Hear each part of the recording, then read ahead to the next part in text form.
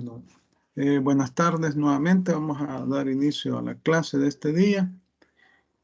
Vamos a tratar este día el tema de clasificación e interpretación de los contratos.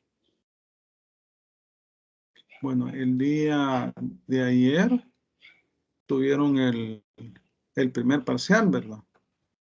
Ayer fue, no, el martes fue, ¿verdad? El martes tuvieron su primer parcial. Y en términos generales, pues, todos han salido bien. La gran mayoría pasó, pero no recuerdo. ¿Sí? Y vamos a poder visualizar las notas aquí. Buenas tardes, perdón. Vamos a poder visualizar las notas. ¿Cuándo van a estar hábiles para verlas ahí en el aula de apoyo? Hoy mismo las voy a habilitar. Hoy las voy a habilitar, pero como les decía,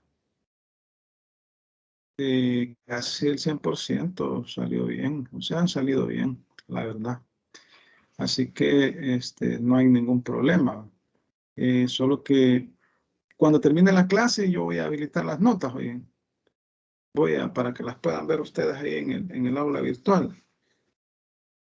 Y también ya conforme los grupos, no sé si han recibido notificación.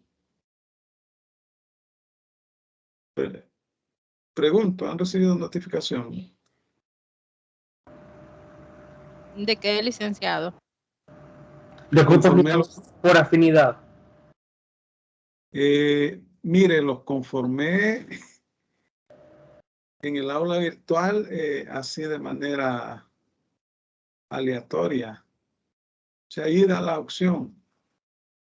Porque vi que ustedes unos me dijeron que no se conocen, que no sé qué, que allá, entonces, pero no sé si han recibido notificación, porque entiendo que deben de recibir una notificación. No, licenciado, ninguna. No, licenciado. Bueno, entonces, lo que voy a hacer yo es creo que... que... Ajá. Disculpe, yo creo, bueno, nosotros sí creamos nuestro grupo. Entonces, porque yo entendí que teníamos que crearlo, no sé. Vaya, Nosotros también. Vaya, Nosotros mira, también, vamos a hacer una licenciado. cosa. Vamos a hacer una cosa para que no nos compliquemos. Para que no nos compliquemos. Yo les... porque ¿cuántos han conformado grupos? Porque tampoco vamos a pasar un año esperando. Es que eso es lo que yo no quiero. Yo ya ¿Cuántas tengo un personas? grupo. Vaya, Yo también tengo ya el grupo. 3 personas me han dicho que ya tienen grupo. La mayoría ya tenemos, licenciado. Yo también. Nosotras también ya tenemos grupo, Todos la mandan. Vaya, entonces hagamos una cosa. Envíenme la conformación. Los que no tengan grupo. Ambas. No, es que si ustedes los han conformado, todos deben de conformarlos, porque, pues sí, yo, en vista de la respuesta que recibí en la clase anterior, que yo vi que muchos decían que no se conocían, que hasta me dieron ideas. Bueno, si no se conocen, solo apliqué la opción que está ahí en el aula virtual. Pero vamos a hacer una cosa. Cuando yo termine la clase, voy a mandarles un mensaje ahí en el aula virtual. Voy a eliminar esos grupos que tengo ahí y les voy a preguntar que me envíen los grupos. Entonces ustedes suben ahí los grupos para yo poder incorporarlos. Quedemos así. Porque según me dicen, ya todos tienen grupos, entiendo. Y lo que voy a hacer es después enviarles en un solo archivo todos los grupos que están conformados, se los voy a enviar y las personas que no tengan grupo se van incorporando. Buenas noches, Lee. ¿Sí? ¿Y los que no tenemos grupo? Pues sí, eso es lo que yo no quiero, o sea, estar ahí esperando 3 años, termina el ciclo, salen graduados y no tienen grupo. Por eso les digo, la cuestión es que si dicen que la mayoría ya tienen grupos, entonces yo cuando termine esta clase les voy a enviar ahí en el aula virtual, les voy a enviar una notificación para que ustedes me respondan y ahí pongan los grupos. Tienen que nombrar un líder y un sublíder. Y luego yo voy a tomar voy a copiar esos archivos, los voy a mandar a ¿cómo se llama? Se los voy a enviar en un solo documento. Y las personas que no tengan grupo se van incorporando, porque son entre 10 y 11 los grupos, 10 y 11 personas, o de 11 creo. Entonces ahí vamos a hacerlo de esa forma, para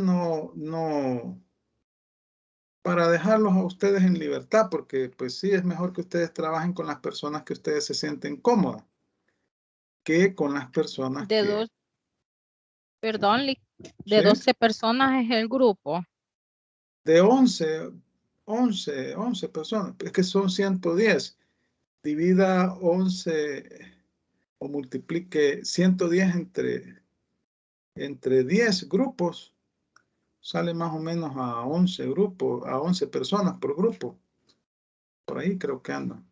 Algunos salen de 11 o algunos de 10. Entonces, así sería, porque como el grupo es numeroso, es bastante numeroso. Quiero ver la calculadora aquí. Sí, disculpe. A que a veces en la clase usted dijo que de 11 o 12. Ah, pues Entonces sí, mi grupo lo conformamos de 12. está bien, porque mire, vamos a ver, son 113 personas, son 113. Y lo divido entre 10, ¿verdad? Ya aquí está. Entre 10 grupos a 11 más o menos. 3 grupos van a salir de 12. Por ahí andan. Así sería. Los que tienen levantada la mano, Pacheco, Leiva, Mirna. Pacheco, Leiva, Mirna. Mirna. No, licenciado, había quedado levantada, pero ya mi duda está resuelta, gracias. Vaya, entonces lo vamos a hacer democrático, pues, para que ustedes conformen sus grupos. Y me van a responder a un mensajito que yo les voy a mandar en el aula virtual. Y ahí vamos quiero ver, aquí tengo el aula virtual. Permítanme, vamos a ver, veamos. Aquí está el aula virtual. Quiero ver. Mensajes.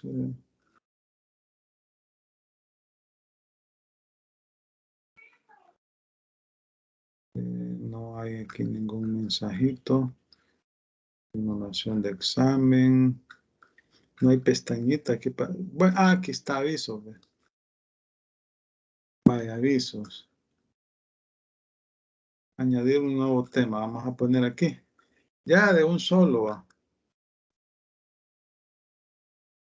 Por favor, conformar grupos de 11 o 12 personas. En realidad sabemos que solo van a salir dos grupos, van a salir de 2 o 3 van a salir de 12 personas. Básicamente tendrían que ser de 11. Y bueno, vamos a ver. Estimados estudiantes, por conformar grupos de trabajo de 11 miembros. 11 miembros le voy a poner. Ustedes saben que son 3 grupos de 12. De 11 miembros. De 11 miembros. Para trabajar en temas de la asignatura. Entonces, saludos. Les envío este mensaje, enviar al foro. Y ustedes me lo responden.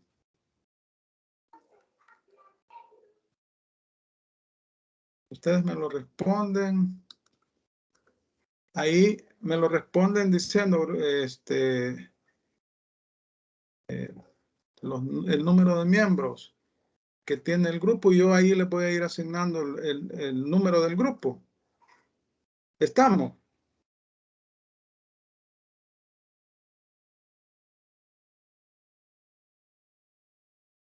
¿Estamos entendidos? Sí, licenciado. Sí, licenciado. Perfecto. Entonces vamos a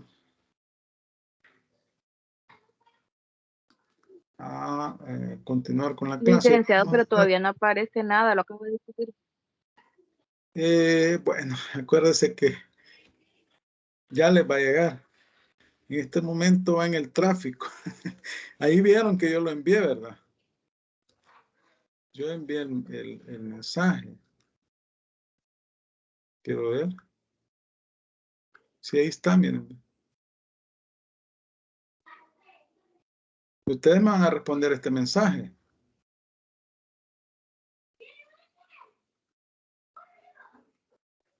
Y allí le vamos a agregar hasta los que ya tenemos grupo o solo los que no tienen.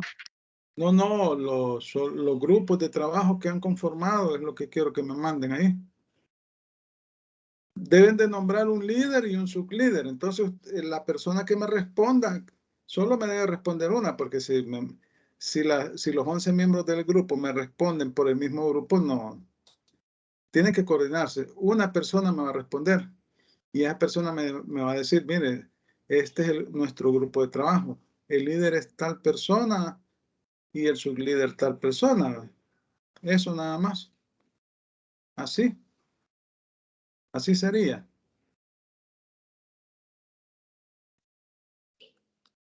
Bueno, vamos a continuar. A mí no ¿Sí? me sale para contestarle, porque yo tengo eso, entonces no Mire, me sale. tranquila, que ya le va a llegar. Acuérdese que no necesariamente, ya en el transcurso de la clase seguramente le llega. Vaya. Clasificación de los contratos. Vamos a hablar de la clasificación de los contratos desde el punto de vista doctrinario. Desde el punto de vista doctrinario. Aquí tenemos, bueno, alguna de estas clasificaciones ya la hemos platicado. Entonces hoy la vamos a ver, vamos a ir viendo las disposiciones legales y luego vamos a hablar un poco de la interpretación de los contratos. La primera clasificación es atendiendo al número de partes que quedan obligadas. Es el artículo 1310 del Código Civil. Vamos a buscar el artículo. 1310.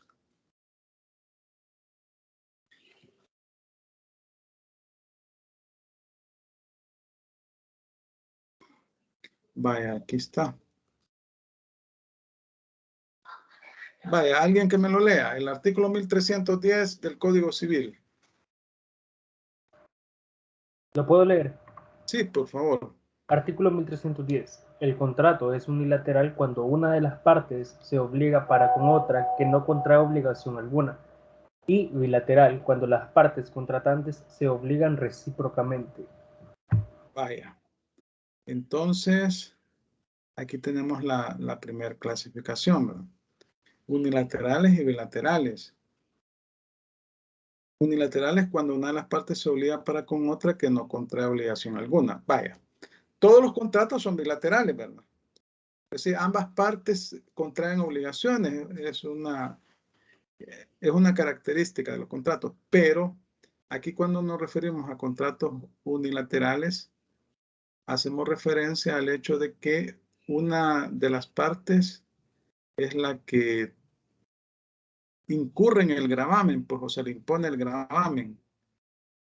Y sin perjuicio de que la otra también tiene obligaciones establecidas en el contrato. Tenemos, en este caso, el mutuo, el comodato, el depósito, la prenda, la fianza, la anticresis, la donación, el mandato gratuito, la renta vitalicia. Va, por ejemplo, el caso del comodato. Aquí, ¿qué es lo que sucede? Préstamo de uso. Yo le entrego, en clases anteriores hemos platicado sobre esto, ¿no? Yo entrego un terreno a una asociación sin fines de lucro y se lo entrego en comodato por un plazo de 20 años. Y esta asociación lo recibe. Claro, el comodato incluso disminuye en ese plazo mi patrimonio, ¿verdad? Porque yo lo estoy dando a otra institución sin fines de lucro que lo va a utilizar para sus actividades, ¿no? Y entonces, bueno, va a suceder que al final del año, al final de los 20 años, me lo va a tener que entregar nuevamente el inmueble. Obviamente que debe de cumplir con obligaciones, lo tiene que mantener en buen estado y me lo va a entregar en las condiciones que yo se lo di. Entonces, aquí tenemos otros contratos. Vamos a ver, vamos a leer las disposiciones para irnos empapando. El artículo 1954 del Código Civil. 1954 del Código Civil.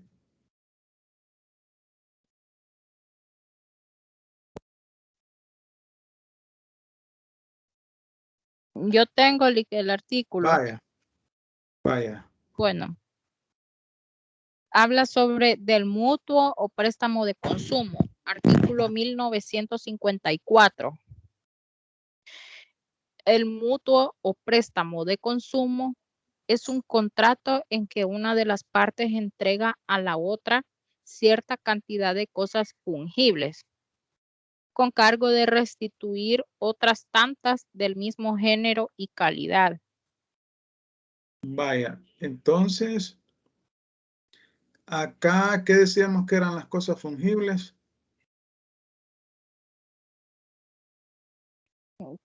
El dinero puede ser un ejemplo, Liz. Ajá, son cosas que se consumen con su uso, ¿verdad? Sí, Liz. El mutuo préstamo de consumo es un contrato en que una de las partes entrega a la otra cierta cantidad de cosas fungibles con cargo de restituir otras tantas del mismo género y calidad. Ese es este contrato con cargo de restituir posteriormente, ¿va? Otras tantas del mismo género o calidad. Luego tenemos el comodato, artículo 1932. Artículo 1932.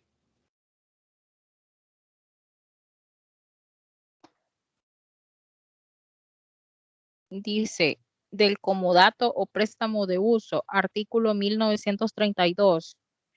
El comodato o préstamo de uso es un contrato en que la una de las partes entrega a la otra gratuitamente una especie, mueble o raíz para que haga uso de ella y con cargo de restituir la misma especie después de terminado el uso. Vaya, el comodato o préstamo de uso es un contrato en que una de las partes entrega a la otra gratuitamente, fíjense, una especie, mueble o raíz para que haga uso de ella y con cargo de restituir la misma especie después de terminado el uso. Este contrato no se perfecciona sino por la entrega de la cosa. Entonces, es decir, en este tipo de contratos la característica es que el gravamen principal es de una de las partes, ¿no? Y la otra, si bien es cierto, tiene obligaciones propias de los contratos, pero no, la obligación principal la tiene una de las dos. Y por eso dice que no contrae obligación alguna. Bueno, se refiere a que una de las partes, por ejemplo, en el comodato entrega un bien. En el mutuo también entrega determinadas cosas, ¿no?, fungibles. Pero no significa que por tratarse de un contrato tenga otro tipo de obligaciones ambas partes. Bueno, pero la obligación principal es solo de una parte. El depósito, artículo 1968. El depósito, 1968. Dice, del depósito y del secuestro. Artículo 1968. Llámese en general depósito el contrato en que se confía una cosa corporal a una persona que se encarga de guardarla y de restituirla en especie. La cosa depositada se llama también depósito. Ajá, hay almacenes de depósito que precisamente se encargan de este tipo de actividades, que reciben cosas en depósito por un determinado tiempo. Y luego, después de ese plazo, devuelven el bien. Luego tenemos la prenda, el artículo 2134. La prenda, 2134.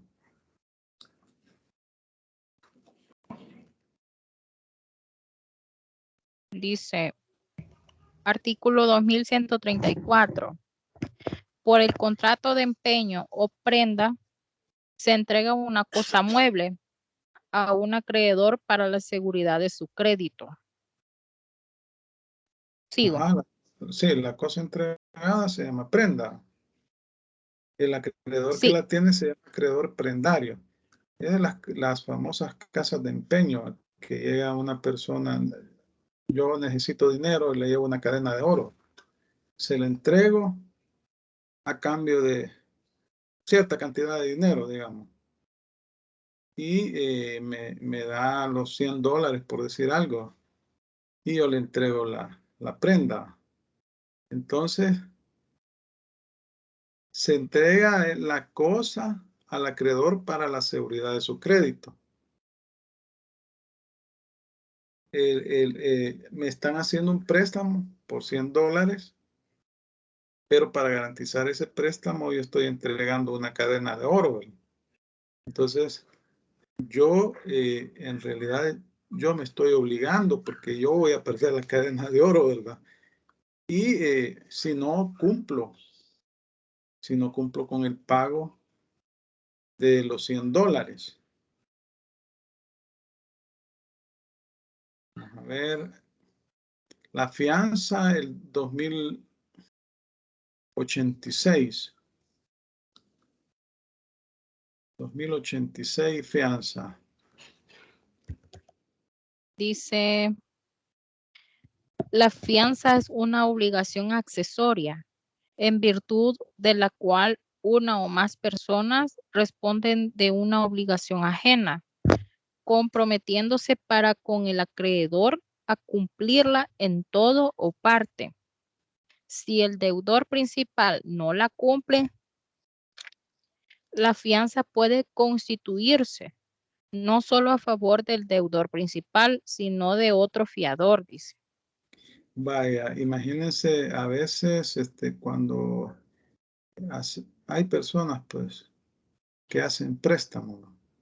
Hacen préstamo y entonces le solicitan un fiador.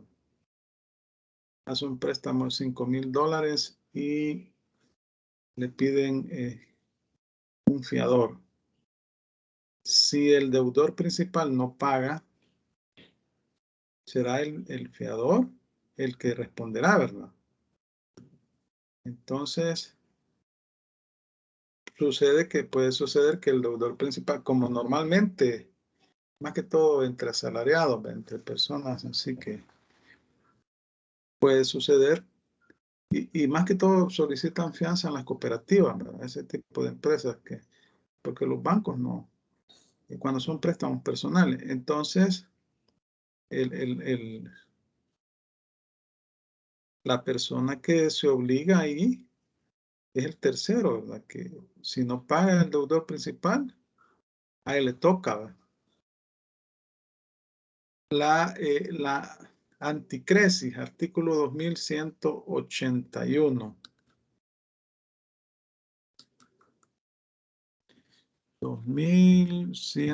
2181.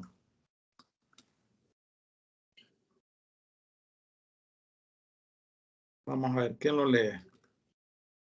Ahí está en pantalla. Se lo leo, Lic. A ver, por favor.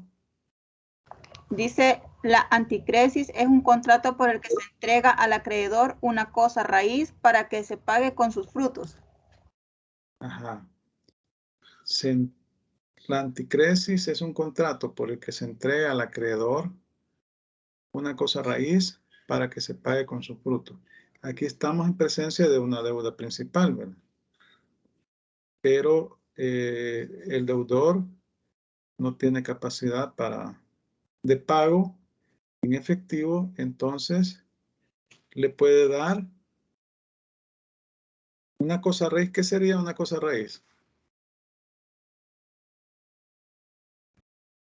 Supongo que debe ser Puede un ser bien un, inmueble. ¿Cómo? Podría ser un bien inmueble, pero como dice que sus frutos podría ser como como un terreno, supongo yo, donde hayan, que produzca, pues, que produzca algún Sí, tipo puede, de... mire, puede ser una casa. Ajá. ¿Decía algo? Algún inmueble que se pudiera arrendar o algo que Sí, generara. puede ser un inmueble. ¿Cuál serían los frutos? Los cánones de arrendamiento, ¿verdad? En el caso de que esté arrendado. Eso podría ser, ese es un ejemplo. Vamos a ver. Vamos a continuar acá. licenciado, ¿Sí? perdone, Ajá. aparte de los cánones de arrendamiento, se puede poner un inmueble que esté algo sembrado, que vaya a cosechar Sí, algún sí, lo fruto. que usted dice, una cosecha, por ejemplo, pueden haber árboles frutales, un terreno con árboles frutales, ¿no? Claro, obviamente que tiene que cuantificarse, hacerse una cuantificación de las cosechas, porque hay una deuda principal ahí que pagar, ¿verdad? Perdón, Puede- antes de pasar a otro tema, solo tengo una duda con respecto al artículo de la fianza. Ajá. Vaya, porque dice, la fianza puede constituirse no solo a favor del deudor principal, sino de otro fiador. Usted dice que cuando el deudor no paga, paga el fiador, pero ¿cómo es que el fiador puede salir favorecido de esto también? No, el que sale favorecido es el deudor, en este caso, si no paga, ¿verdad? Solo el Y deudor. igual, ajá, pero igual, el acreedor, hay una deuda principal ahí, ¿verdad? El Sí, hay acreedor una ha hecho deuda un préstamo, principal. y se lo tienen que pagar, ¿verdad? Puede suceder que el deudor sí pagó el préstamo, lo paga, ¿verdad?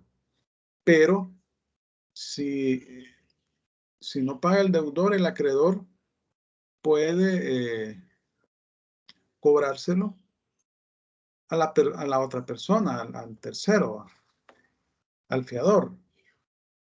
Esa es la cuestión. Sí. Entonces, al final tiene dos alternativas el acreedor, ¿verdad? Si no le paga el deudor principal, puede ejercer acción en contra del fiador también.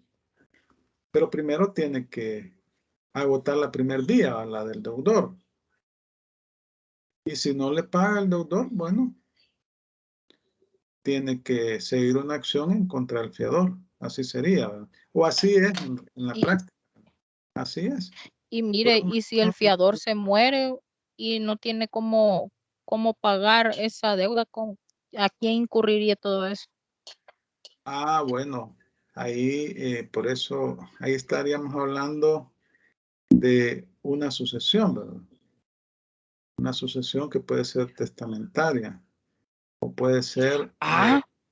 O sí, sea, es licenciado, decir, que digamos que si yo le sirvo fiador a alguien y me muero, va, usted tiene bienes. esa, Usted ajá, tiene bienes, puede ser que usted dejó testamento o no dejó testamento.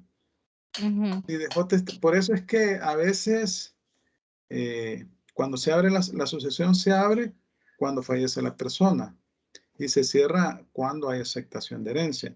Cuando usted acepta herencia, usted no solo acepta el patrimonio, usted acepta las deudas. Usted acepta las deudas. Pero ahí va a depender el monto de la deuda, y qué tanto el acreedor quiera llegar hasta las últimas consecuencias, ¿verdad? Pues sí, porque si la persona, salvo que la persona no tenga nada, no tenga... mire, y si una persona, digamos, como hay personas que sirven fiadores, pero no tienen mamá, ni papá, ni ningún familiar a su alrededor, solo está existente una persona viva, ¿vea? Y sirve de fiador y no tiene ni bienes, No, por eso le ¿cómo digo, se esos le va a son casos, exigir eso? no, ahí pierde el acreedor, porque, ¿y cómo va a ser? Oh, Porque no hay, en primer lugar, ajá. no hay prisión por deudas, No, no hay. Ujú. porque es un principio constitucional, ¿va? Ahora bien, si el fiador, bueno, en primer lugar, pero en primer lugar debe dirigir la acción en contra del deudor principal, ¿verdad? Eso es lo principal, ¿no? El deudor principal.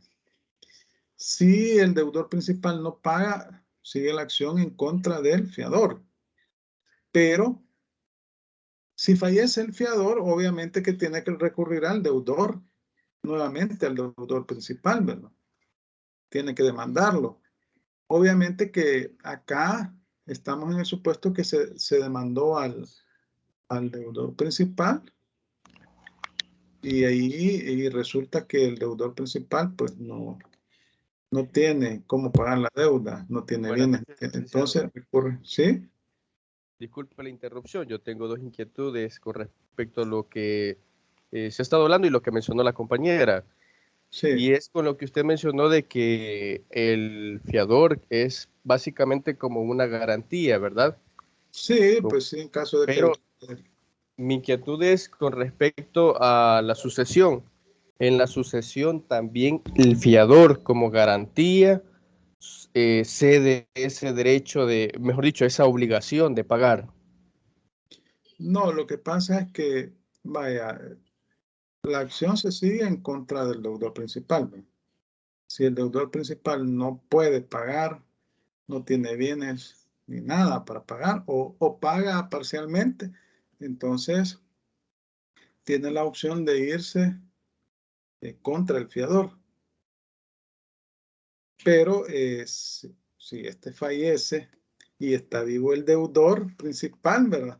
Tiene que acudir nuevamente al deudor principal, pero eh, como aquí están obligados los dos, ¿verdad? Porque el que sirve de fiador paga. Entonces, si fallece y tiene bienes, bueno, habría que ver quiénes son los herederos cuando se abra la sucesión y ellos tendrían que responder, ¿va? Porque el que acepta herencia, acepta con todo, no solo acepta los derechos, sino que también las obligaciones, ¿va? Comprendo. Ahora una inquietud más es con respecto a las cláusulas del contrato.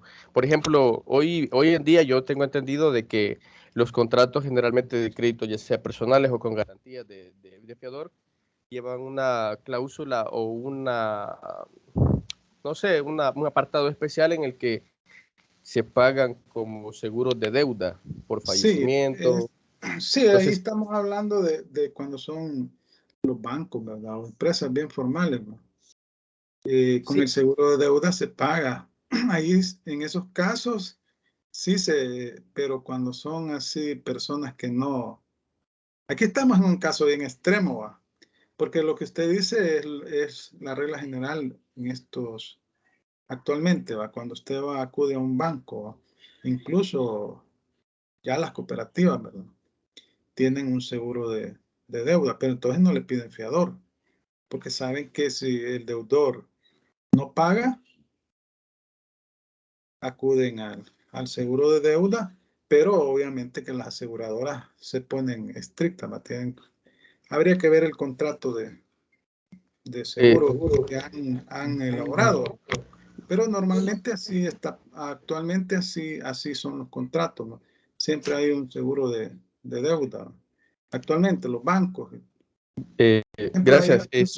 las personas que son asalariados se quedan desempleados, ¿no? Tienen que informar inmediatamente al banco para, bueno, mientras no encuentra trabajo, no le cobran, pero si esta persona ya no encontró trabajo, entonces también hay un seguro. Sí, Guevara, bueno, Landa Hernández dice, y luego Guevara Ortiz Emerson. Sí, licenciado, buenas noches. Sí. Fíjese que yo tengo una inquietud también. Hemos mencionado de que por deuda no hay prisión, ¿verdad? ¿Qué pasa en el caso ¿qué pasa en el caso de que se haga un documento de mutuo por un préstamo, por ejemplo, de $1000? Ajá. Pero al pasar del tiempo no se recibe ningún pago ni de del total de capital ni de interés. Al final, eso se podría llegar a convertir en una estafa. No, porque, bueno, no se recibió, existe una obligación, se puede demandar. Se tendría Ajá, que... ya habiendo agotado esto, licenciado, ya habiendo agotado, por ejemplo, la vía civil por el documento de mutuo. Bueno, mire, lo que pasa es que ahí lo que va a suceder es que le van a embargar los bienes, lo van a embargar. Si bien es cierto, no existe prisión por deuda, ¿no?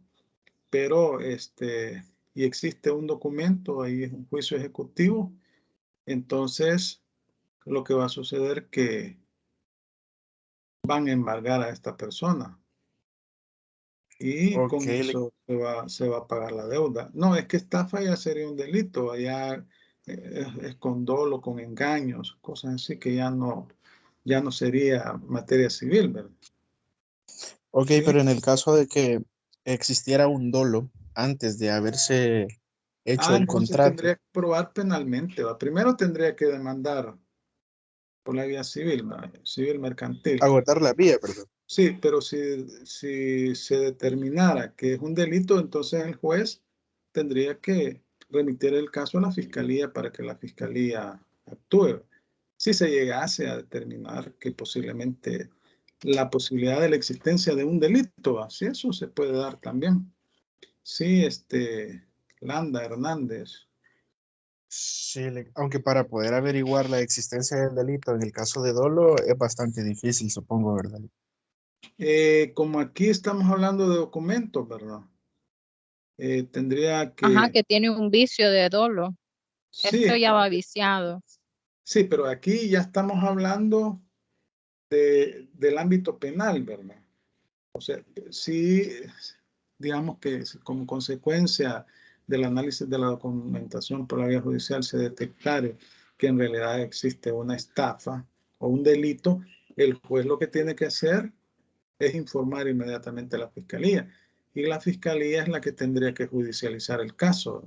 Eso así tendría que ser, porque ya no es competencia civil, sino que es competencia penal, ¿verdad? Pero acuérdense que en materia penal también se debe probar, ¿verdad?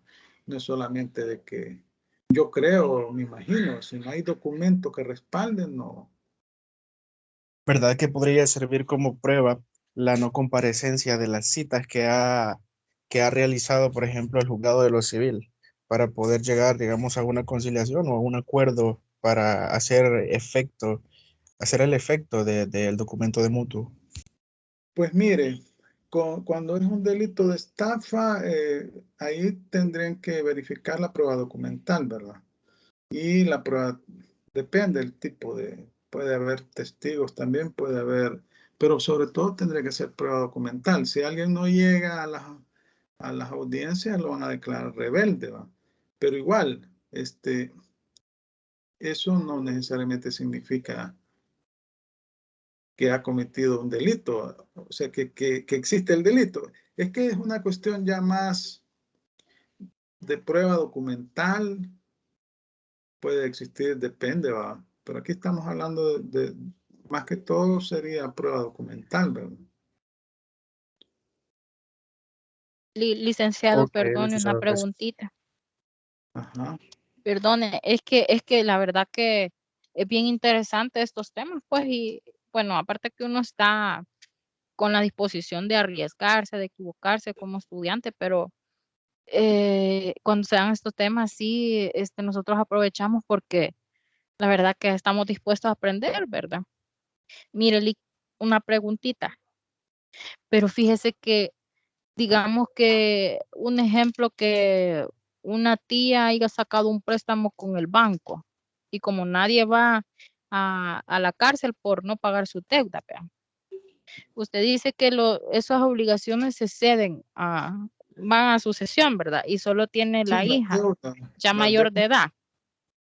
Ajá. Pero sería bien injusto que la hija pagara algo que ella no ha consentido. O sea, que no es obligación de ella pagarlo porque Sí, pero si acepta la herencia, está aceptando no solo los derechos, sino que está aceptando las obligaciones. Por eso es que a veces hay gente que no acepta herencia, ahí está la sucesión abierta, porque hacen o- cuenta, ¿verdad? O la aceptan con beneficio de inventario, ¿verdad? de inventario, Entonces, ajá. Y entonces sí, pero eso de la herencia con beneficio de inventario que usted dice, licenciado, primero le dan a uno y si están de ventaja, uno puede ver y no aceptar. sí, o sea, usted tiene la opción de no aceptar la herencia, pues Pero tiene me que hacer enseñan cuenta, eso antes. ¿cómo es? Me Es enseñan que, eso antes. sí, mientras usted no acepte herencia, no. Como eso es un proceso judicial, ¿verdad? Mientras no Ujú. acepta la herencia, no hay Yo, ningún yo me problema. acuerdo, Lick, solo para aportar, fíjese que yo me acuerdo que una persona me dijo, mira, me dijo, pero pasado 10 años, me dijo, ya no, como que ya las entidades perdonan la deuda. No es que la perdonan, sino que yo entiendo como que lo dejan en un Prescribe, es sistema de mora, la prescripción pero extintiva, pero la prescripción opera cuando el acreedor no hizo ninguna acción, dejó pasar el tiempo. Entonces pasaron los 10 años y la persona tiene que, ¿cómo se llama? Alegarla por la vía mire, judicial. La vía judicial. y si el Sí. acreedor sí agotó sus vías que tenía que agotar, No, entonces pero el no. deudor se desapareció. Sí, en ese caso es que la prescripción es por el mero transcurso del tiempo sin que el acreedor no, en este caso el acreedor no hizo nada. Entonces opera, pero si hay acción judicial y todo, entonces se interrumpe la prescripción. Bueno, Guevara Me Ortiz, imagino, Lee, que si es, ajá. perdón, me imagino que si es algún docente o algún funcionario que trabaje con el gobierno, se van a ese sistema para sustraer de ese sistema lo que debe, ¿verdad? Se puede hacer eso. ¿Cómo así? No lo entiendo. ¿Cómo que es Que funcionario? digamos sí, bueno, cualquier persona, vea, pero que tenga un trabajo público, ya sea privado, pero él No, desaparece, o sea, evade todos los medios. vaya, si usted es asalariado y no paga, pero es asalariado, le embargan el salario y ahí se le van descontando el préstamo. Por eso Pero decía, el verdad, Lick, que mecanismo sí hay. es, Ah, Sí, o sea, le embargan verdad, el salario licenciado, y ahí le ponen una cuota, ¿sí?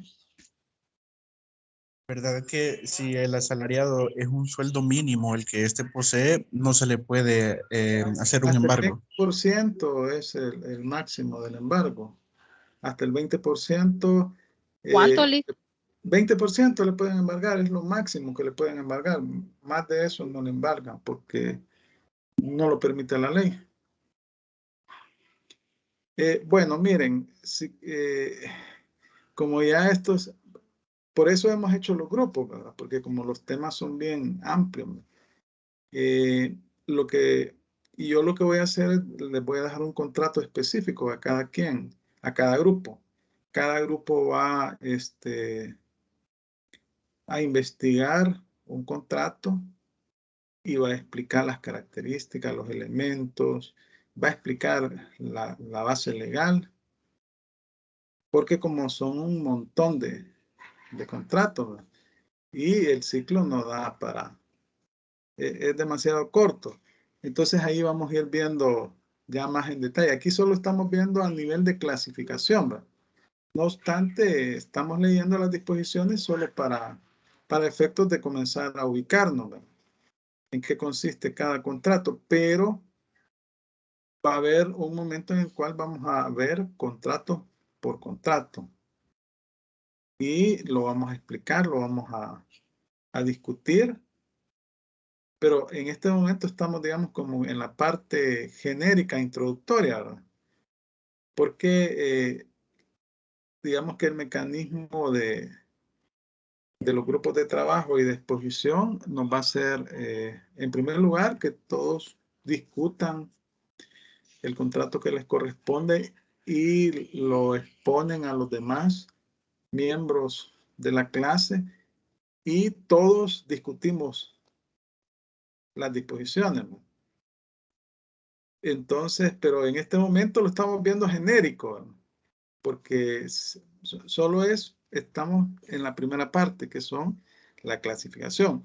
Vamos leyendo las disposiciones solo para efectos de irnos ubicando. Pero yo lo que voy a hacer es distribuir un contrato a cada grupo.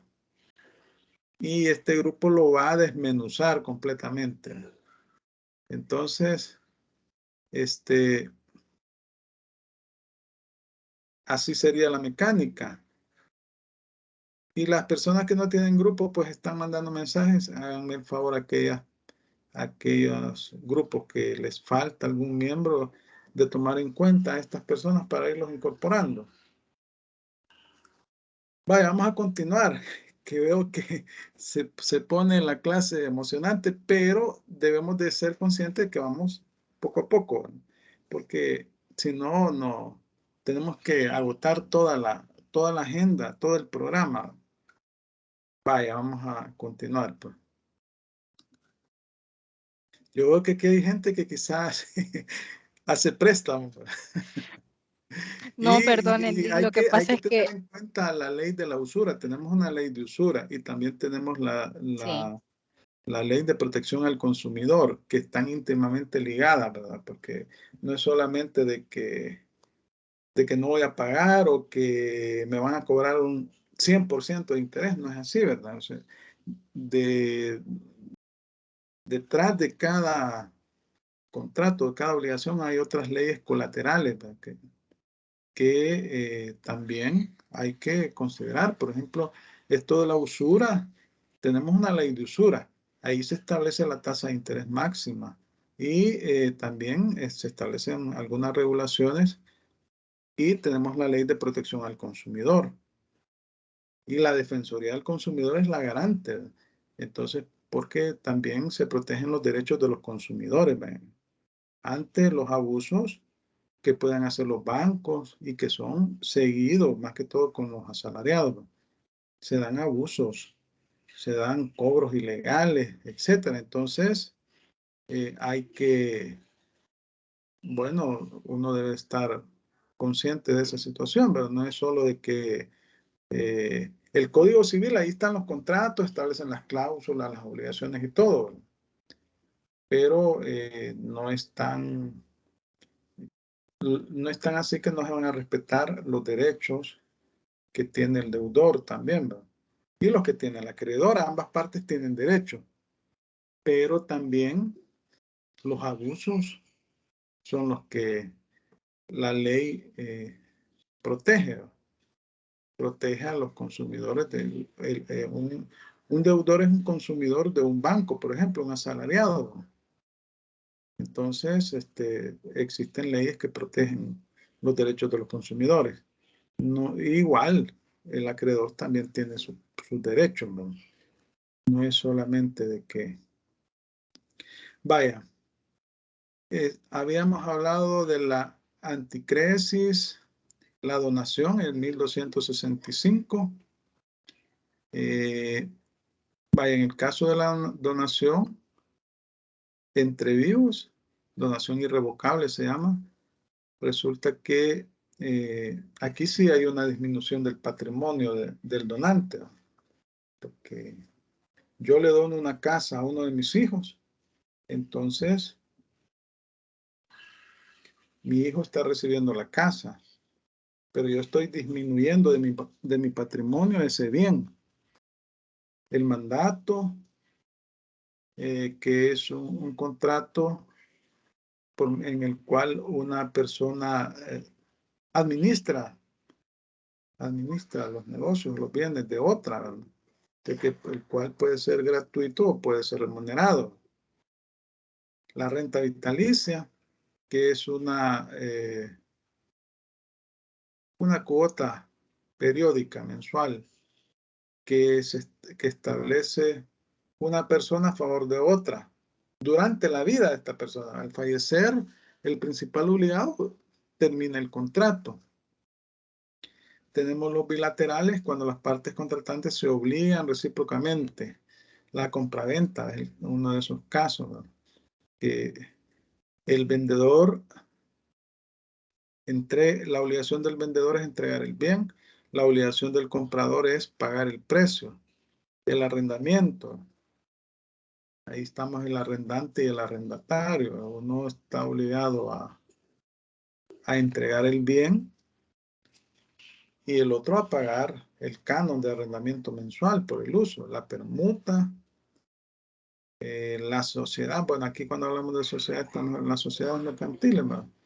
El contrato de sociedad. Hay distintos tipos de sociedades, ¿verdad? Licenciado. ¿Sí? Disculpe, una pregunta con respecto a lo que mencionó de la donación.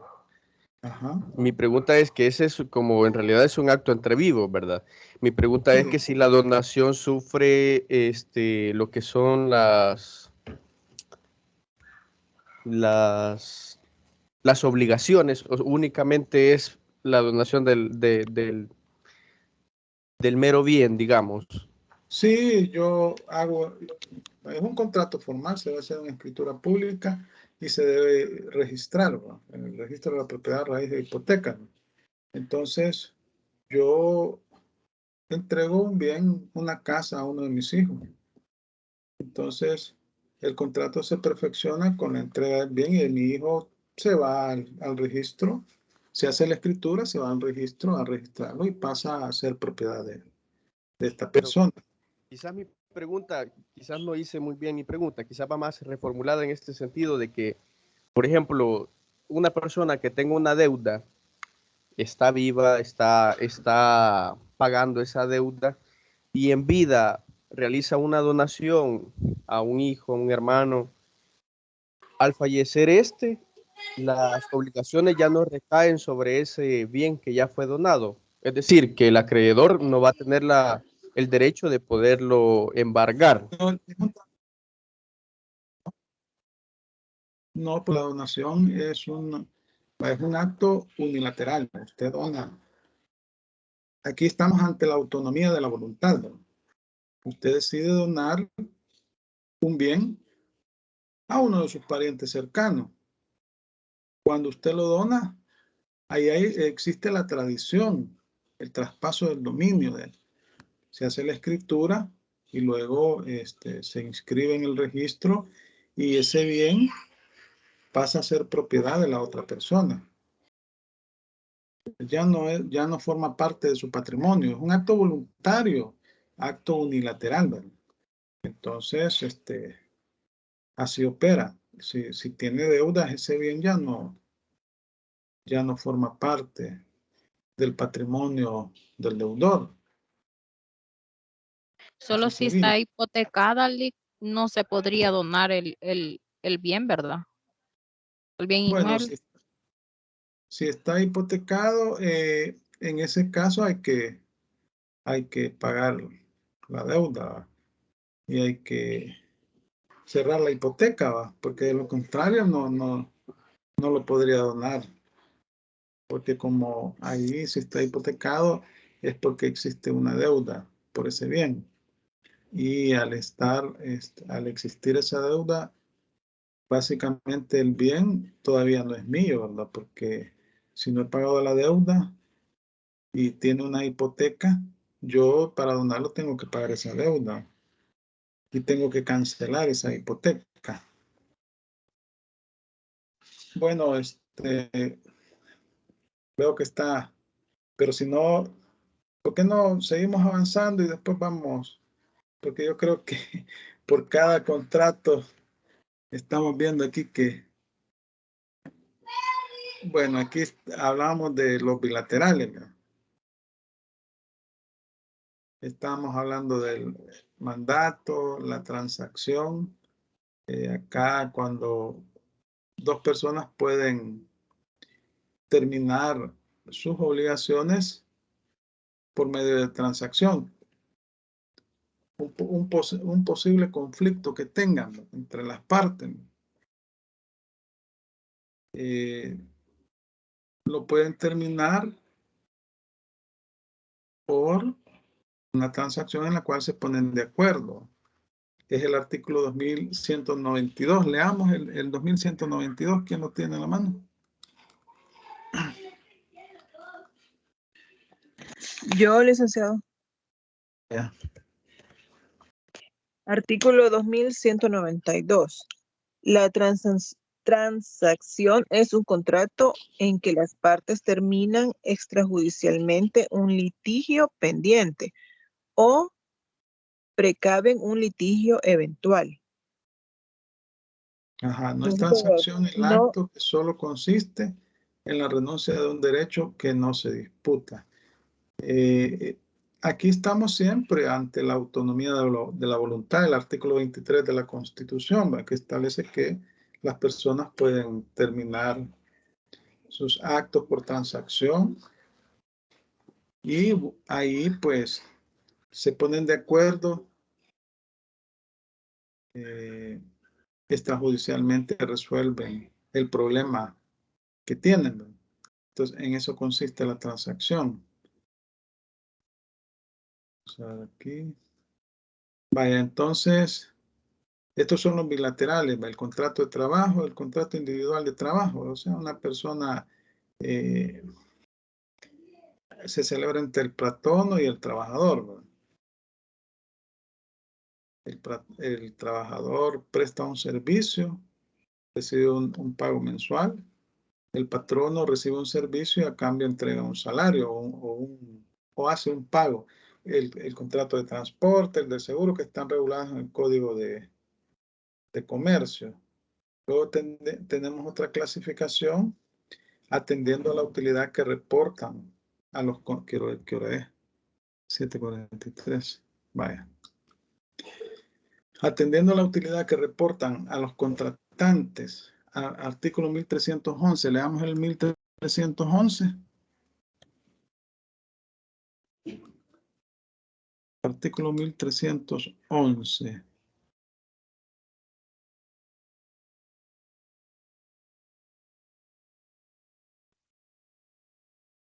¿Quién lo lee? Se lo leo yo.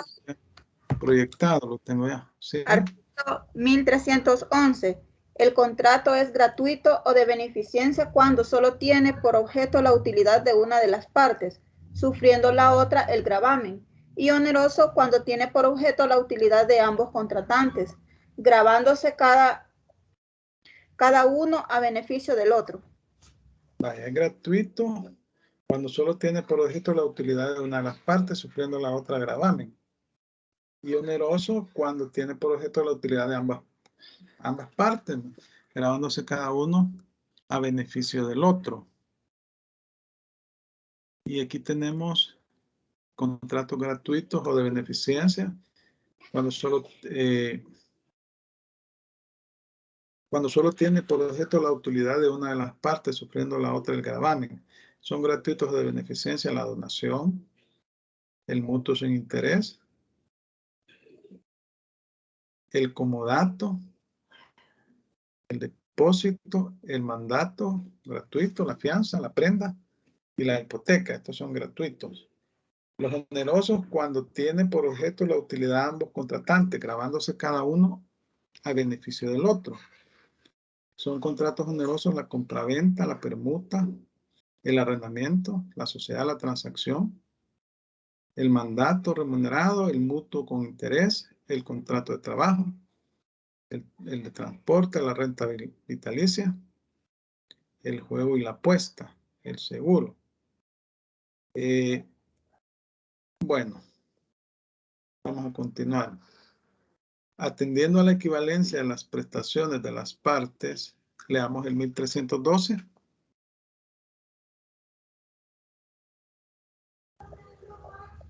Aquí lo tengo yo. Ajá. Dice, el contrato oneroso es conmutativo, cuando cada una de las partes se obliga a dar o hacer una cosa que se mira como equivalente a lo que la otra parte debe dar o hacer a su vez. Y si el equivalente consiste en una contingencia incierta de ganancia o pérdida, se llama aleatorio. En una contingencia incierta de ganancia o pérdida. Estos son los famosos contratos aleatorios, que es el juego y la apuesta. Vaya, vamos a ver acá, vamos a continuar. Entonces los conmutativos, cuando cada una de las partes se obliga a dar o a hacer una cosa que se mira como equivalente a lo que la otra parte debe dar o hacer a su vez. La casi totalidad de los contratos onerosos son conmutativos. Los contratos aleatorios constituyen la excepción. Por eso, en caso de duda sobre si un contrato es conmutativo o aleatorio, debe tenerse por conmutativo. Esta está relacionada con esta clasificación en gratuitos y onerosos. Conmutativos y aleatorios básicamente es una subclasificación de los contratos onerosos. Aleatorios, si la cosa equivalente que se debe dar o hacer consiste en una contingencia incierta de ganancia o pérdida. Son contratos aleatorios, el juego y la apuesta. Lícitos, los que son lícitos, caso los casinos y ese tipo de juegos de azar, la constitución de la renta vitalicia, el seguro. Atendiendo a cómo subsisten, leamos el artículo 1313. 1313. El 1313 dice, el contrato es principal cuando subsiste por sí mismo sin necesidad de otra convención. Accesorio cuando tiene por objeto asegurar el cumplimiento de una obligación y principal, de manera que no pueda subsistir sin ella. Vaya, entonces aquí tenemos que los principales, cuando subsiste por sí mismo sin necesidad de otra convención, la generalidad de los contratos son principales, la compraventa, la permuta, el arrendamiento, el mandato, el contrato de trabajo, la transacción, etc. Los accesorios cuando tienen por objeto asegurar el cumplimiento de una obligación principal, de manera que no pueda subsistir sin ella. Son contratos accesorios, la fianza, la prenda, la hipoteca, la anticresis, la cláusula penal. Estos son los llamados contratos de garantía. Leamos el 1406 sobre la cláusula penal. 1406. Se lo leo, Lick. Vaya. 1406 dijo, ¿verdad? Sí, 1406. Dice, la cláusula penal es aquella en que una persona, para asegurar el cumplimiento de una obligación, se sujeta a una pena que consiste en dar a hacer algo en caso de no ejecutar la obligación principal o de retardar su ejecución. ¿Qué pasa? Es decir, se establece un pago de una pena por el incumplimiento de una cláusula del contrato, de una obligación contractual. Vale, entonces tenemos aquí, atendiendo a su perfeccionamiento, leamos el artículo 1314. Artículo 1314.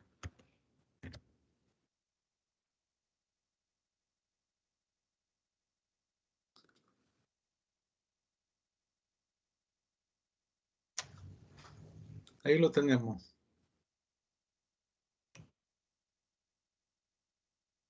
Y 314.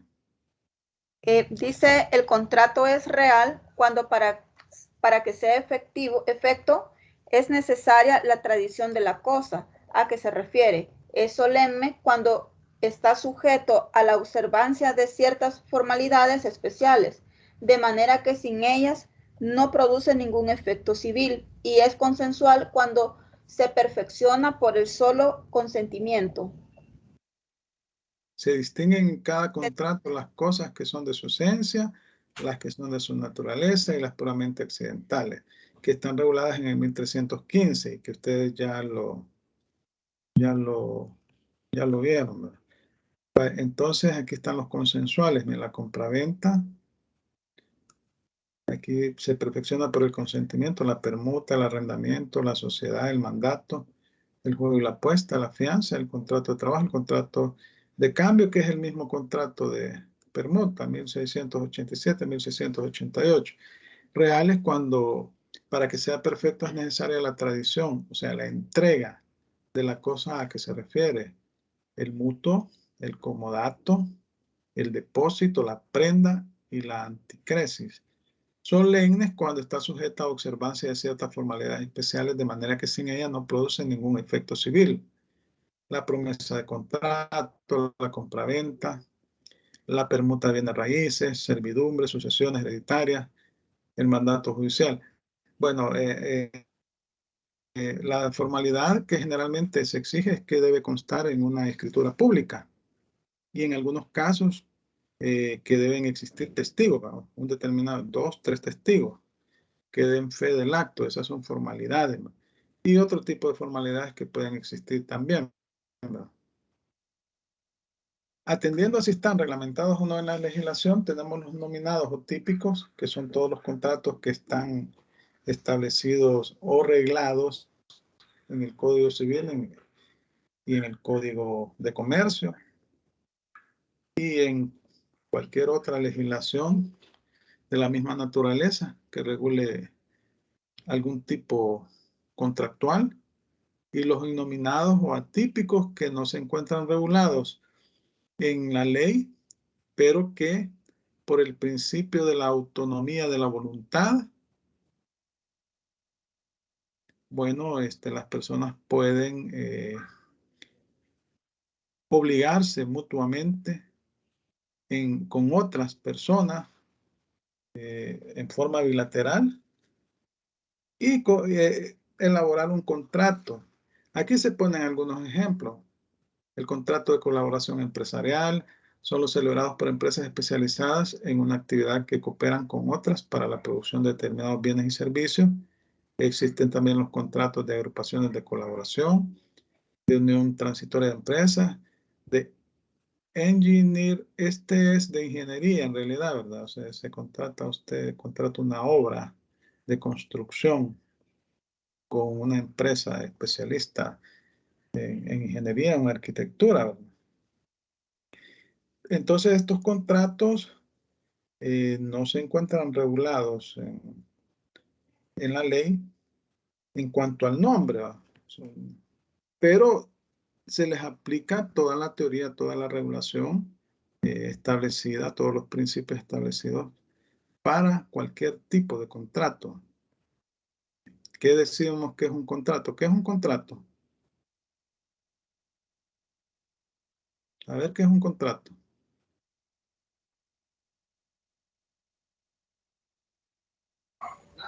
Podría decirse, licenciado, que es un instrumento jurídico donde se plasman las voluntades de las partes. Ajá. Es un instrumento jurídico. Ajá. También puede ser un acuerdo de voluntades entre dos personas. Dos o más personas, ¿verdad? Ajá. Ajá. Sobre un negocio. Que exige el cumplimiento de una obligación o cosa. Ajá. Entonces, esos son los contratos, ¿verdad? Entonces, ahí priva el principio de autonomía de la voluntad, siempre y cuando no establezcan cláusulas ilícitas, ¿verdad? O sea, el objeto y la causa del contrato debe ser lícito, es decir, no va a ser un contrato por ejemplo, de servicios de ¿cómo es que le llaman a las personas que asesinan a otras personas por encargo? No recuerdo en este momento. Un tipo, y lo hacen por escrito. Ajá, el sicariato. Ese tipo de contrato es ilegal, completamente ilegal, ¿verdad?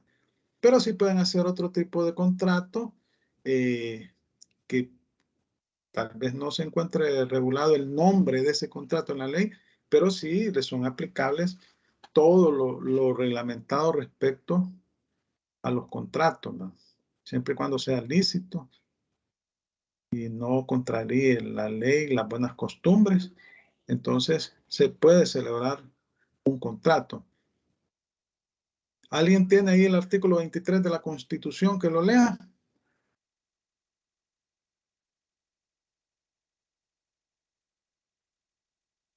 Philip, artículo 23. Sí. Dice, se garantiza la libertad de contratar conforme a las leyes. Ninguna persona que tenga la libre administración de sus bienes puede ser privada del derecho de determinar sus asuntos civiles o comerciales por transacción o arbitramiento. En cuanto a las que no tengan esa libre administración, la ley determinará los casos en que se pueda hacerlo y los requisitos exigibles. Vaya, entonces ahí le habla de la transacción y le habla del arbitraje. Tenemos una ley que regula la cuestión del arbitraje. También en el ámbito público, normalmente, por ejemplo, los tratados de libre comercio resuelven o dirimen las diferencias, las partes, por medio de tribunales, ¿no? Tribunales de arbitraje. Igual sucede con el caso de la deuda pública que celebra el Estado con organismos internacionales, ¿no? Siempre hay una disposición, una cláusula arbitral, ¿verdad? Normalmente los árbitros no forman parte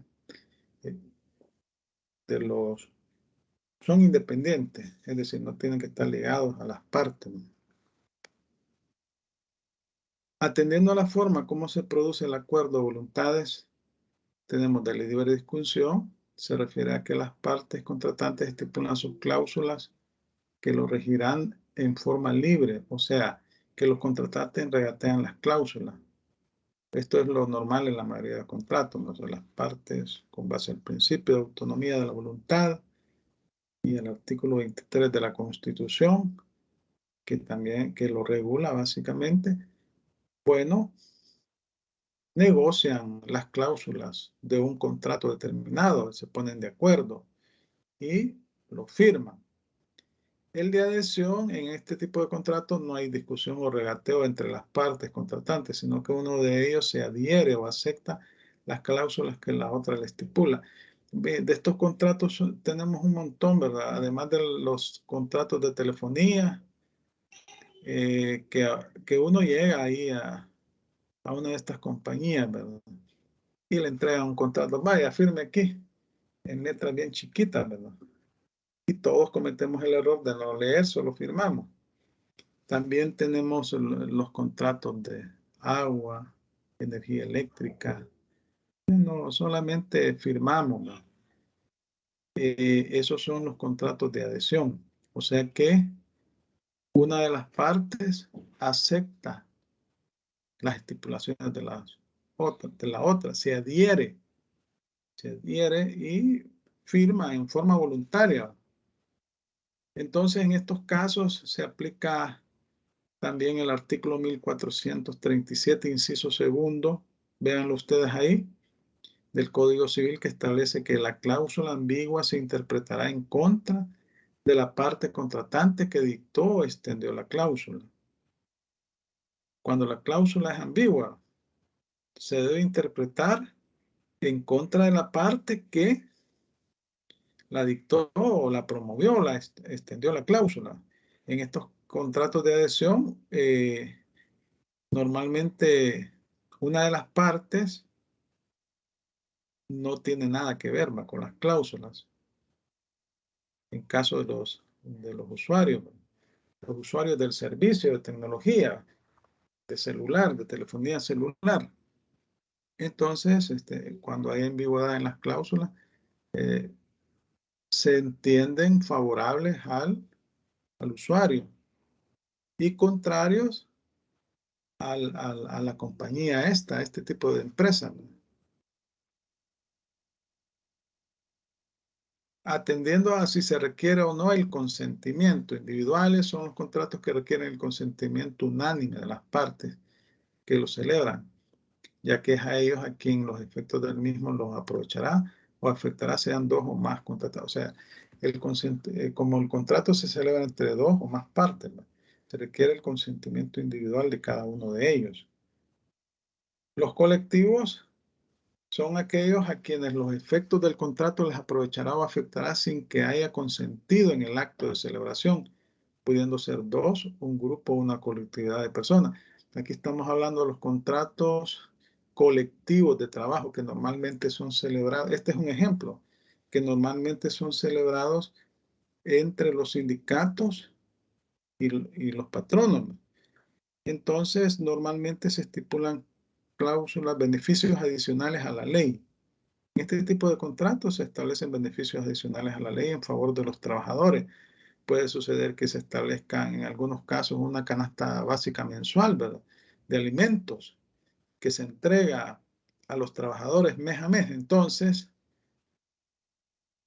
con solo formar parte de la empresa en donde existe el contrato colectivo, todos los trabajadores de esa empresa, aunque no formen parte del sindicato, aunque no hayan firmado el contrato colectivo,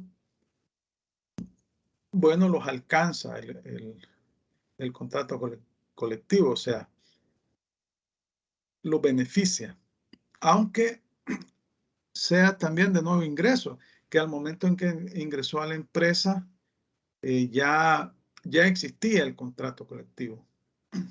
Este es el caso típico y aquí les señalo el artículo 272, inciso final del Código de Trabajo, en la parte que está en rojo. Si en una empresa el sindicato, en su caso los sindicatos coligados, no alcanzasen el porcentaje expresado en el artículo anterior, las partes podrán negociar voluntariamente. En una empresa solo puede haber un contrato colectivo de trabajo cuyas estipulaciones serán aplicables a todos los trabajadores de la empresa que lo hubieran suscrito, aunque no pertenezcan al sindicato contratante, y también a los demás trabajadores que ingresen a tal empresa durante la vigencia del contrato o convención colectiva de trabajo. Entonces, ese es el caso típico. También tenemos atendiendo a cómo se van produciendo las obligaciones de ejecución instantánea, los contratos en que la obligación se cumple en un solo momento, siendo indiferente que se cumpla desde la celebración del contrato después por una o ambas partes contratantes, la compraventa. El vendedor entrega la cosa, el comprador paga el precio. Y entonces, ahí culmina el contrato, la fianza, la permuta, etc. De ejecución sucesiva o de tracto sucesivo. Son aquellos contratos en que el cumplimiento de la obligación no se cumple en un solo momento, sino que las partes contratantes o una de ellas la van realizando en una forma periódica o continua. El contrato de arrendamiento. Se establecen cánones mensuales, ¿verdad? El contrato se firma por un año normalmente, ¿verdad? Y luego, prorrogable, ¿verdad? Y luego mes a mes se va pagando una cuota el arrendatario y el arrendante recibe esa cuota. Bueno, el contrato de trabajo está regulado en el 17, contrato individual de trabajo se llama, en el artículo 17 del Código de Trabajo. El contrato de suministro en el 1055 del Código de Comercio. El contrato individual de trabajo, bueno, les decía que se celebra entre el patrono y el trabajador. El trabajador presta un servicio y recibe una paga quincenal o mensual, ¿verdad? Y el patrono, a cambio de ese servicio, paga un salario mensual o quincenal o catorcenal. depende de cómo se haya pactado. El de suministro son, los contratos de suministro son entregas periódicas que se hacen, ¿verdad?, de determinados productos. Aquí tenemos el artículo 17 del Código de Trabajo. Contrato individual de trabajo, cualquiera que sea su denominación, es aquel por virtud del cual una o varias personas se obligan a ejecutar una obra o a prestar un servicio a uno o varios patronos, institución, entidad o comunidad de cualquier clase, bajo la dependencia de estos y mediante un salario. Quien presta el servicio o ejecuta la obra se denomina trabajador. Quien lo recibe y remunera, patrón o empleador.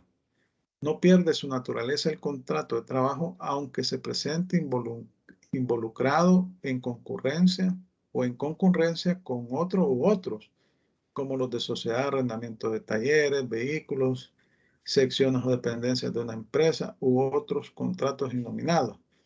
Y en consecuencia le son aplicables a todos ellos las normas de este código, siempre que en una de las partes tenga la característica de trabajador. En tales casos, la participación pecuniaria que éste recibe es salario. Y si esa participación no se puede determinar, se aplican las reglas del artículo 415. Bueno, es que a veces resulta que las empresas utilizan artimañas, ¿verdad? Ponen contrato de servicios y en realidad es un contrato laboral común y corriente, ¿verdad?, para pagar menos o no cumplir con las prestaciones de ley, ¿verdad? Entonces acá el código protege a los trabajadores, porque se dan bastantes casos de que mediante una modalidad de un contrato X se contrata al trabajador por servicios disque profesionales y en realidad no, él es una persona que llega todos los días a trabajar, tiene un horario de trabajo y tiene derecho a las prestaciones establecidas en la ley. El contrato de suministro, artículo 1055, por el contrato de suministro, una parte se obliga a cambio de un precio a realizar en favor de la otra prestaciones periódicas o continuadas. Aquí cuando son entregas periódicas o mensuales de mercancía, ¿verdad?, o la prestación de un servicio. Entonces, mes a mes se va pagando una cuota mensual o periódica y se presta un servicio o se entrega una cantidad determinada de bienes según cómo han pactado. Luego aquí tenemos el artículo 23 que ya buenas leímos, noches. ¿verdad? Perdón, Sí, licenciado. Sí, buenas noches. Perdón que le interrumpa. Buenas noches. Tengo un par de preguntas. Ajá. La primera es que si en el contrato atípico se puede exigir mediante los tribunales el incumplimiento de este. No, eso no se puede dejar. Bueno, atípico o innominado. Cuando nos referimos que atípico, contratos innominados, es que no están establecidos en la ley en forma específica, como la hipoteca, como la compraventa, pero se le aplican las normas generales aplicables a los contratos, reguladas en el Código Civil, Código de Comercio. Entonces, siempre y cuando se cumpla que sea una obligación lícita o que tenga un objeto y una causa lícita, que no sea contrario a la ley y a las buenas costumbres, y que, bueno, exista obligaciones mutuas entre dos o más personas, entonces es un contrato. Y cualquier incumplimiento a una cláusula, por cualquiera de las partes se puede exigir el cumplimiento por la vía judicial. En conclusión, déjeme ver si la entendí, licenciado. En conclusión, a pesar de que esta clase de contratos no está regulado en teoría bajo la norma jurídica, pero se puede llegar a exigir el incumplimiento de Sí. tratando de citar la norma jurídica que más se apegue al incumplimiento del mismo. Sí, es que vemos en el Código Civil toda la regulación sobre los contratos en términos generales, ¿verdad? En términos generales está primero. Luego después pasamos ya a los contratos nominados, sin perjuicio de que puedan existir otras figuras contractuales que, pues sí, las disposiciones reguladas en el Código Civil, en el Código de Comercio, depende de la naturaleza del contrato, son aplicables a cualquier tipo de contrato, siempre y cuando tenga causa y objeto lícito, que no sea contrario a la ley ni a las buenas costumbres. Sé que no hay ningún problema ahí. Ok, mi segunda preguntita, licenciado, va encaminado a la cuestión del parcial. No sé si usted tendrá todos los derechos en el aula virtual de podernos habilitar para revisar la nota, porque en el aula virtual no nos aparece ni nos da Sí, no, permiso ya de dije, revisión. yo les dije que al finalizar la clase yo voy a habilitar, porque el aula Y virtual. sí, Ajá. la tercera es como ya en vista de que ya casi se terminó la hora, habilitaría el espacio para subirle la nómina de los grupos Sí, ya conformados. ya les envié ahí un mensaje en el aula virtual. Lo único que tienen ustedes es que responderme, ¿verdad? Lo siento, licenciado, perdón. Fíjese que usted habilitó, pero ahí no se, o sea, no se puede añadir nada. Yo creo que está configurado más que todo para que usted ponga los avisos. No, Nada más. ahí se tiene que Porque responder. Se responde el no aviso. No se puede, no da la licenciado, opción. solo No es se un puede. aviso. Vaya, entonces, ¿saben qué? Voy a revisar eso, pero entonces mándenmelo al correo. Jaime.marroquín. Solo 10, ¿verdad? Solo 10 personas, porque comienzan a mandarme, imagínense, son 11 miembros, y los 11 me mandan por el mismo grupo. Está Jaime.marroquín, @ mail, MAIL, utec.edu.sb. Ahí está también el correo.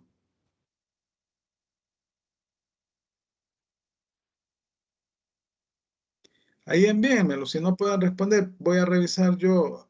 Va aquí, dice, Cruz Enrique ha respondido a su conversación. Quiero ver, vamos a ver.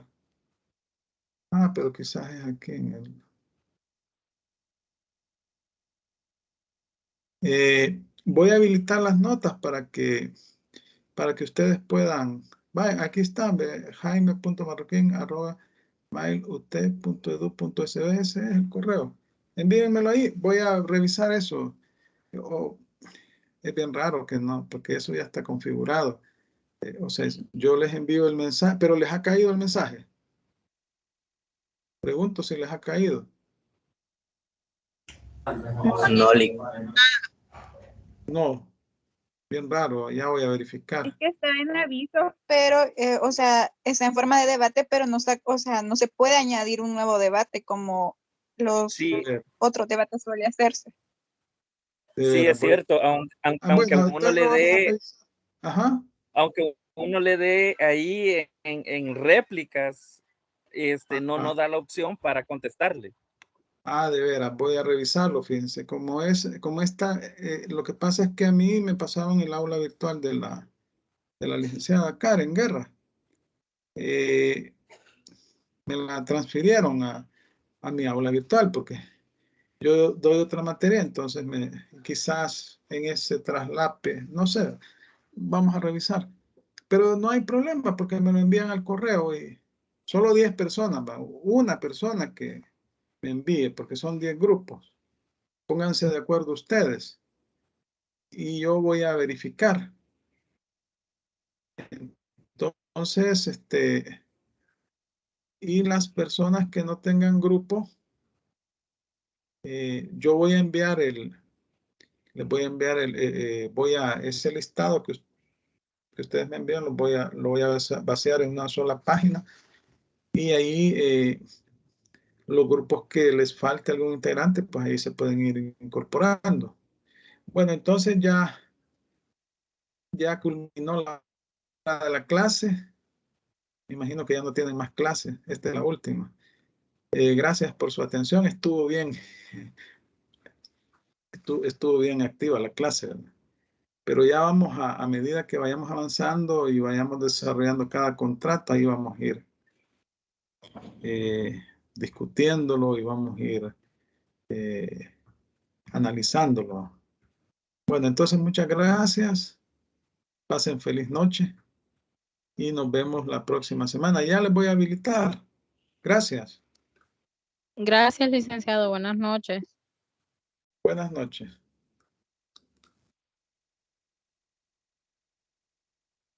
Buenas noches.